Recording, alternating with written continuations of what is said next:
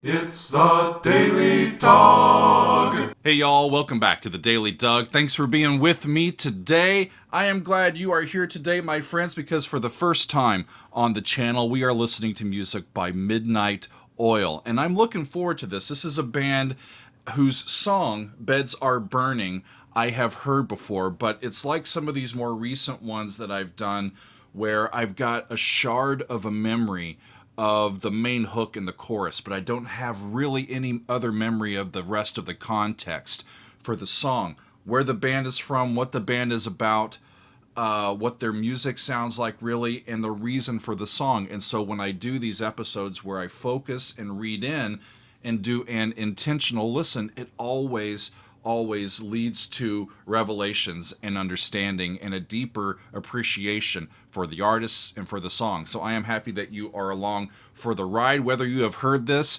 many times or whether it's a first time for you. So Midnight Oil, they are a rock band from Australia. They formed in 1972 as the band Farm, and they changed their name to Midnight Oil in 1976. They released their debut album in 1978, but it wasn't until their sixth studio album, Diesel and Dust, released in 1987, that they garnered some worldwide attention for their music. So Beds Are Burning is this album's lead track, and it's their most famous song. The song came about as the band was touring throughout the outback region of Australia the year before, in 1986.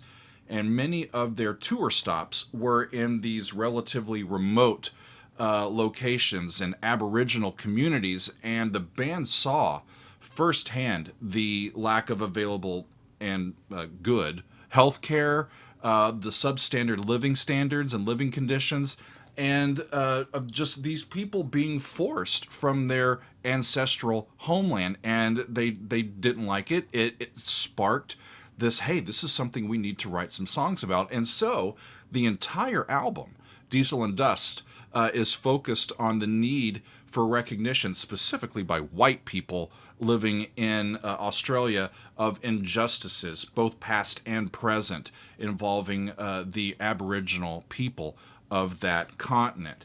And so my interest is definitely piqued, friends. I want to take a look at this. And so let's do it. Peter Garrett is on lead vocals. Peter Gifford is on bass and backing vocals, though Peter Gifford left the band before the album was released, and he was replaced by Bones Hillman. Robert Hurst is on drums and backing vocals. Jim Mogany is on guitars, synths, and backing vocals, and Martin Rotze is on the guitar. All right, y'all, let's do it. Here is Midnight Oil with Beds Are Burning. Off we go. On the farm.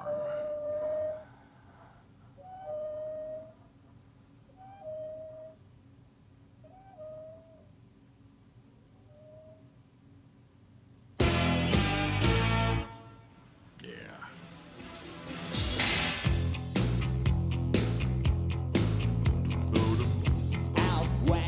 Right into it. Not much of an intro.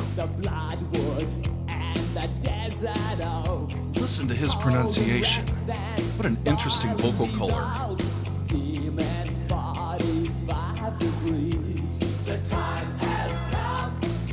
Right into it. Here, is that a woodblock or a cowbell?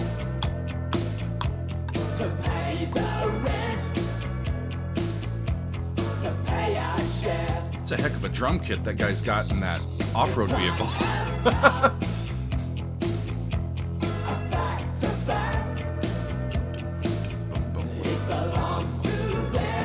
All over an E in the bass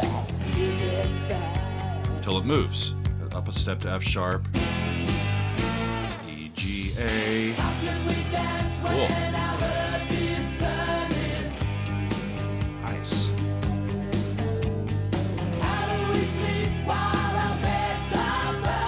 That's what I remember, but that's all that I remember. The little leading tone back to E, down to C, boom, down to G.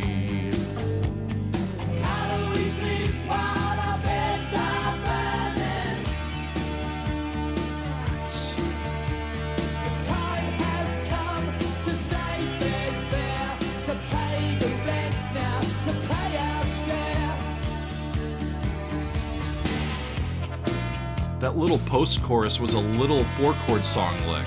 How about that? Are those real brass instruments or just synthesizers? Not sure.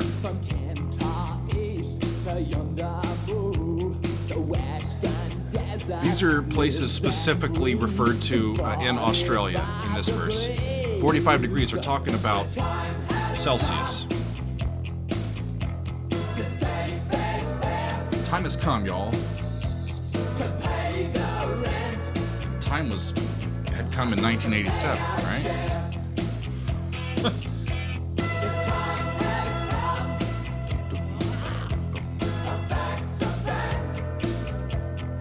Yeah, so all of this moving in this pre-chorus is all over that E. That was cool. And that little riff.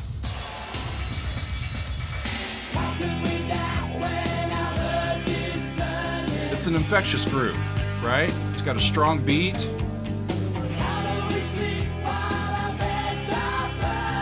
It's a great just to drive down the road and let out some frustration while you're singing along or screaming along, right?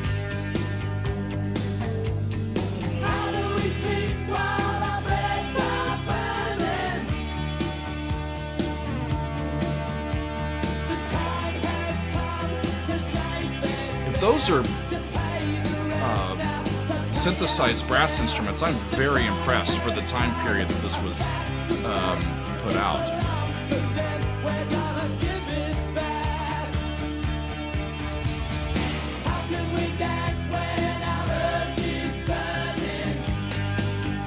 Makes you just want to get up and get involved, right? It's a call to activism. Makes you want to get up and move.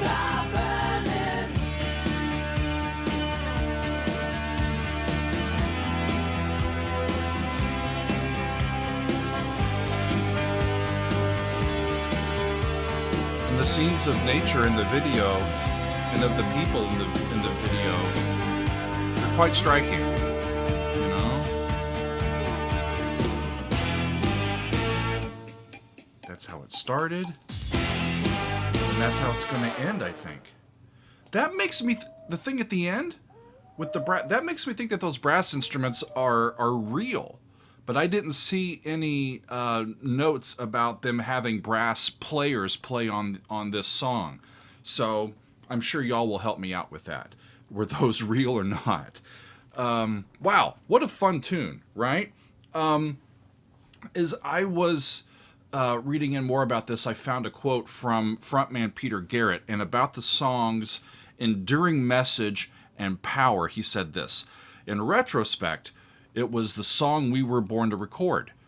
It's got all the bits to make it work, strong rhythms, good melody, and the lyrics had some punch while being very Aussie. It took a while to stick, and it's incredible how much it still gets played around the world. Who would have thought that an Aboriginal land rights song would travel so far? Indeed, who would have thought? But travel around the world that it did, and it's kind of made a name for this band. They were invited to perform this song to an audience of literally billions during the closing ceremony of the 2000 Olympics in Sydney. And in the intervening years, the song has gone on to become not just an Aboriginal land rights protest song, but it's one that has been more widely recognized as a general protest song, a song that demands action amid pretty blatant inaction. For instance, in 2009, 60 musicians and celebrities from all over the world released a cover version of this song with reworked lyrics highlighting the need to address climate change. And I believe that that was specifically aimed at the United Nations that was meeting that year. And so people have taken up the mantra and the message of this song and applied it to other systematic injustices that need some attention, right?